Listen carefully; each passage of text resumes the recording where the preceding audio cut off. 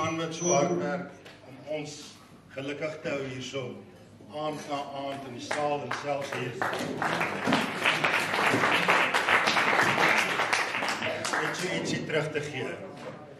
En vir Jerlien wat elke jaar die pakkie vir ons bymekaar maak. Handmade goed wat sy daarin het. Baie dankie Skarbol. Dat die wenner vanaand hier is nie.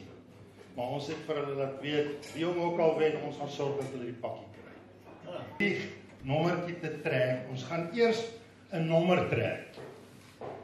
En dan gaan ons kyk wat 'n bladsy kry ons. En daai persoon gaan dan die hamper kry. So Kotie, jy kan daarom nou vir al die kere wat jy vir ons alles vat. Kan jy nou ietsie gee vir iemand? Baie dankie daarvoor. So ek gaan vir jou eers vra om vir ons 'n nommer te trek en dan kan Mani vir ons kyk. Na ons die bladsy getrek het. Nommer 1. Dis nommers van 1 tot ek dink 30, pragtig, nommer 29.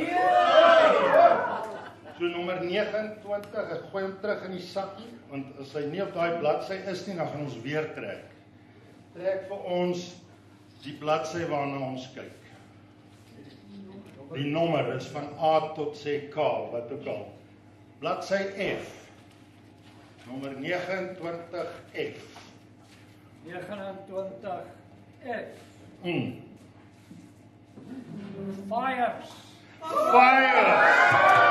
My magtig!